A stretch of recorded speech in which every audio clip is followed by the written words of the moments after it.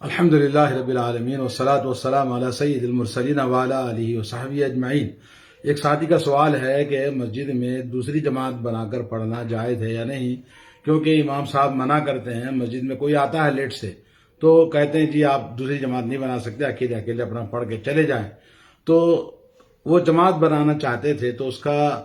سوال انہوں نے کیا کہ حقیقت کیا ہے، بنا سکتے کہ نہیں بنا سکتے؟ تو یہ پرانا اختلافی مسئلہ ہے۔ اس سلسلے میں پہلی بات تو یہ ہے کہ مسجد میں ایک ساتھ کئی جماعتیں بنانا، اس میں کئی شکلیں ہیں۔ پہلی شکل یہ ہے کہ اگر ایک مسجد میں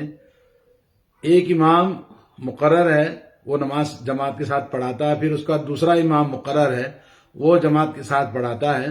تو کئی امام ایک ساتھ ایک مسجد میں الگ الگ امامت کریں اور ہر ایک کی تنخواہ الگ الگ مقرر ہو، جماعت مقرر کرے، تو یہ چیز جائز نہیں ہے، بدعت ہے۔ اور آپ کو پتا ہے کہ مکہ مکرمہ مسجد حرام میں 4 مصلی تھے پہلے،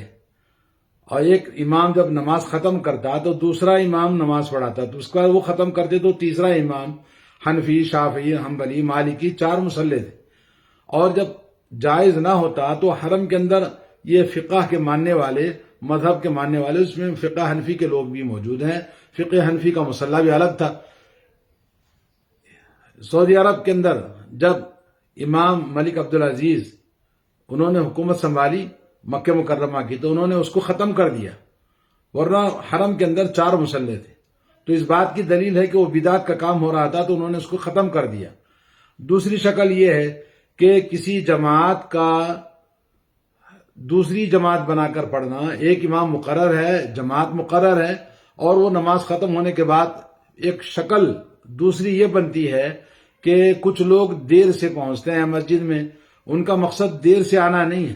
بلکہ مسجد میں جماعت کے ساتھ پڑھنے کے لیے حاضر ہوئے اور نماز ختم ہو چکی تھی، تو ایسی صورت میں 2-3 آدمی مل کر انہوں نے نماز پڑھ لیا۔ اور تو اس سلسلے میں علماء کا اختلاف ہے کہ وہ دوسری جماعت بنا کے پڑھ سکتے ہیں یا نہیں پڑھ سکتے، تو کچھ فقہا کا اختلاف ہے، لیکن صحیح بات، راجح بات یہ ہے کہ دوسری جماعت بنا کر وہ لوگ پڑھیں گے جن کو آنے میں لیٹ ہو گیا اور جماعت ختم ہو گئی، ان کا مقصد جماعت ختم کرنے کے بعد آنا اور دوسری جماعت بنانا مقصد نہیں ہے، بلکہ وہ عام انسان ہے، نماز کے لیے آئے اور آنے میں دیر ہوگی تو دوسری جماعت بنا لی انہوں نے، تو اس میں کوئی فرق نہیں ہے، اور صحیح بات ہے کہ وہ جماعت اس طرح سے بنا کے پڑھ سکتے ہیں۔ اور تیسری شکل یہ ہے کہ مسجد کا کوئی مقرر امام نہیں ہے، لبے سڑک مسجد ہے، مسافر آتے اور جاتے ہیں، تو 2-4 آدمی جمع ہو گئے، جماعت بنا لیا، پھر 2-4 آدمی جمع ہو گئے، جماعت بنا لیا، اس میں کسی کا اختلاف نہیں ہے۔ سب کے نزدیک لبے سڑک والی مسجد جس میں امام مقرر نہیں ہے، کوئی وقت پر آ گیا تو اذان دے دیا، جماعت بنا لی، پھر اس کے بعد لوگ آتے رہتے، جماعت بناتے رہتے ہیں، جاتے رہتے ہیں۔ جیسے حج کے قافلے ہیں، عمرے کے قافلے ہیں، ہم دیکھتے ہیں اکثر لبے سڑک مسجدوں میں ایک مسجد میں 10-10، 20-20، 50-50 جماعتیں بناتے ہیں، لوگ پڑھتے چلتے رہتے ہیں مکے کے لیے۔ تو یہ کوئی اختلاف کی بات نہیں ہے۔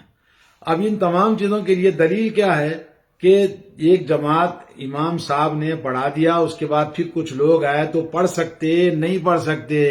تو آئیے حضرت ابو سعید خدری رضی اللہ تعالیٰ عنہ کا روایت کرنا اور حدیث بیان کرنا ہے کہ رسول اللہ صلی اللہ علیہ وسلم نے نماز کے بعد دیکھا کہ ایک آدمی اکیلا نماز پڑھ رہا ہے، تو آپ نے فرمایا الا رجل یتصدق علی ھذا فیصلی معہ، آپ نے فرمایا کہ ہے کوئی آدمی جو اس آدمی کو جو اکیلا پڑھ رہا ہے اس کے اوپر صدقہ کرے اور اس کے ساتھ جماعت بنا کے نماز پڑھ لے۔ اور ایک ترمذی کی حدیث ہے، جاء رجل وقد صلی رسول اللہ صلی اللہ علیہ وسلم، ایک شخص آیا مسجد میں جب نبی علیہ الصلوۃ والسلام نماز پڑھ چکے تھے۔ آپ کو پتا ہے کہ رسول اللہ صلی اللہ علیہ وسلم سلام پھرنے کے بعد پلٹ کر بیٹھتے تھے، تو آپ نے دیکھا اور فرمایا ایکم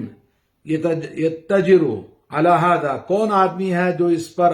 اپنا اجرت حاصل کرے، یعنی اپنا صدقہ کرے، اس کے ساتھ اپنا اجرت لے لے اللہ تعالیٰ سے۔ فقام رجل فصلی معہ، تو ایک آدمی کھڑا ہوا اور اس کے ساتھ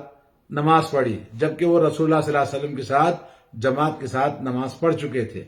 امام احمد بن حنبل کہتے ہیں ان رجلا دخل المسجد وقد صلى رسول اللہ صلی اللہ علیہ وسلم باصحابہ، ایک صحابی مسجد میں داخل ہوئے اور اس کے بعد لوگ نماز پڑھ چکے تھے رسول اللہ صلی اللہ علیہ وسلم، تو رسول اللہ صلی اللہ علیہ وسلم نے اس آدمی کو دیکھا تو آپ نے فرمایا من يتصدق على هذا فيصلي معه، کون ہے جو اس آدمی کو صدقہ کرے اور اس کے ساتھ اپنی نماز پڑھے؟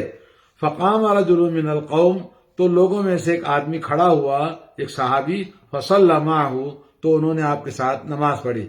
علامہ شوکانی رحمۃ اللہ علیہ کہتے ہیں فقام رجل من القوم فصلى معه، ایک آدمی جو صحابہ میں سے کھڑے ہوئے اور ان کے ساتھ نماز پڑھی، ہوا ابو بکر صدیق، کما بین ذلک ابن ابی شیبہ، جیسا کہ مصنف ابن ابی شیبہ میں یہ چیز موجود ہے کہ وہ صحابی کون تھے؟ ابو بکر صدیق رضی اللہ تعالیٰ عنہ۔ یہ حدیث دلالت کرتی ہے کہ مسجد میں داخل ہونے کے بعد نماز ختم ہو چکی تھی،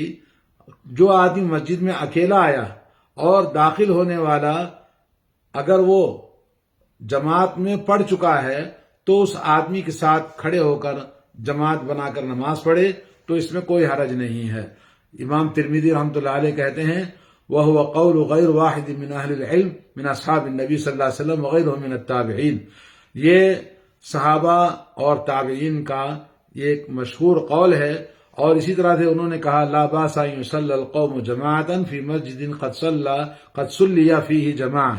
کہتے ہیں کہ کوئی بات نہیں ہے مسجد میں پھر دوسری جماعت بنائیں جبکہ لوگوں نے اپنی جماعت بنا کر نماز پڑھ چکے ہیں، پھر وہاں دوسری جماعت بنا کر پڑھنے میں کوئی حرج نہیں ہے۔ کون کہتے ہیں؟ صحابہ تابعین کی ایک جماعت کہتی ہے۔ وبہ یقول احمد و اسحاق، اور اسی بات کو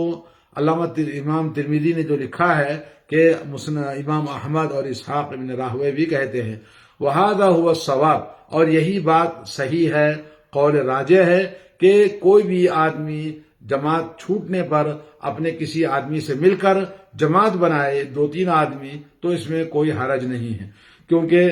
دلائل اس بات پر دلالت کرتے ہیں، دلیلیں موجود ہیں کہ جماعت کے ساتھ نماز پڑھنا اکیلے نماز پڑھنے کے مقابلے میں زیادہ افضل اور 27 درجہ اس کا ثواب زیادہ ہے۔ تو کوئی بھی آدمی جماعت چھوڑنے کے لیے نہیں دیر کیا تھا بلکہ آنے میں دیر ہو گئی، تو آنے کے بعد اگر اس کے ساتھ کوئی بھی نہیں ہے تو کوئی کھڑا ہو کے نماز پڑھ لے، یا کوئی 2-3 آدمی جمع ہو جائیں اور جماعت بنا کر نماز پڑھ لیں تو اس میں کوئی حرج نہیں ہے۔ اور حضرت ابی بن کعب رضی اللہ تعالیٰ عنہ کی حدیث ہے وَإِنَّ صَلَاةَ الرَّجُلِ مَعَ الرَّجُلِ أَزْكَىٰ مِنْ صَلَاتِهِ وَحْدَهُ، ایک آدمی کا دوسرے آدمی کے ساتھ مل کر جماعت بنا کر نماز پڑھنا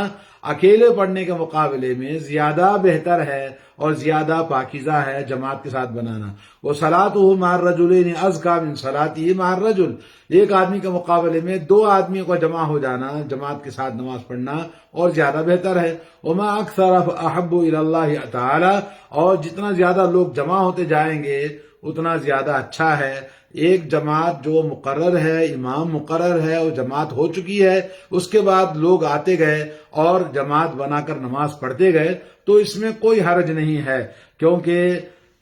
یہ جو حدیث ہے نبی علیہ الصلوۃ والسلام کی، جیسا کہ ابو داؤد میں اور شیخ البانی نے اس کو حسن سنن صحیح ابو داؤد کے اندر اس کو ذکر کیا ہے، اور سنن نسائی کے اندر بھی یہ حدیث موجود ہے۔ اور اسی طرح سے کچھ لوگوں نے کہا ان فضل الجماعت یختص بالجماعت الاولی، جماعت کی فضیلت وہ پہلے امام صاحب جو جماعت پڑھاتے ہیں اس کے لیے خاص ہے، تو لیکن یہ ہے کہ نبی علیہ الصلوۃ والسلام سے حدیث ثابت ہے، حضرت انس رضی اللہ تعالی عنہ انہ جاء ذات یوم، ایک دن وہ آئے، والناس قد صلوا، لوگ نماز پڑھ چکے تھے، فجمع اصحابہ فصلی بہم جماعہ، حضرت انس رضی اللہ تعالی عنہ اپنے ساتھیوں کے ساتھ جو آئے تھے سب کو جمع کیا اور با جماعت آپ نے نماز پڑھی جبکہ جماعت ہو چکی تھی، اور یہ صحیح بخاری کے اندر موجود ہے۔ والمقصود، اس کا حاصل کلام، خلاصہ کلام یہ ہے ان الجماعت الثانیہ مشروعۃ، دوسری جماعت پڑھنا شریعت میں جائز ہے، کوئی ممنوع نہیں ہے۔ لوگ اپنے مذہب کے آڑ میں، اپنے مذہب کی پرمپرا پر قائم رکھتے ہوئے دین کو وہ سنتوں کا انکار کر دیتے ہیں. اللہ انہیں ہدایت دے. اور ایسا کوئی وہ نہیں ہے کہ نماز بنا کر دوسری جماعت پڑھنے میں شریعت کا کوئی خلاف حکم واقع ہوتا ہے، بلکہ یہ زیادہ افضل ہے کہ جماعت بنا کے نماز پڑھے وہ آدمی جس کی جماعت چھوٹ چکی ہے. اور یہی اصل ہے، اور اس میں کوئی منع کرنے کے لیے کوئی دلیل نہیں ہے. بس اپنے مذہب کے لیے وہ زور دیتے ہیں، اور مذہب کے اندر یہ ہے، مذہب حنفی کے اندر دوسری جماعت نہیں بنانا چاہیے، تو بولے کوئی نہیں بنا سکتا. جبکہ احادیث دلالت کرتی ہیں کہ بنانے میں کوئی حرج نہیں ہے، اور منع کرنے کے لیے کوئی دلیل نہیں ہے. اور پڑھنے کے لیے جیسا کہ ابھی آپ نے سنا کتنی دلیلیں موجود ہیں. اللہ تعالی ہم دین کی صحیح سمجھ عطا فرمائے، سنت نبی کے مطابق اپنے اعمال کو بنانے اور سنتوں پر عمل کرنے کی اللہ تعالی ہمیں توفیق عطا فرمائے. وصلی اللہ علی نبینا محمد وعلی آلہ وصحبہ اجمعین. والسلام علیکم ورحمۃ اللہ وبرکاتہ.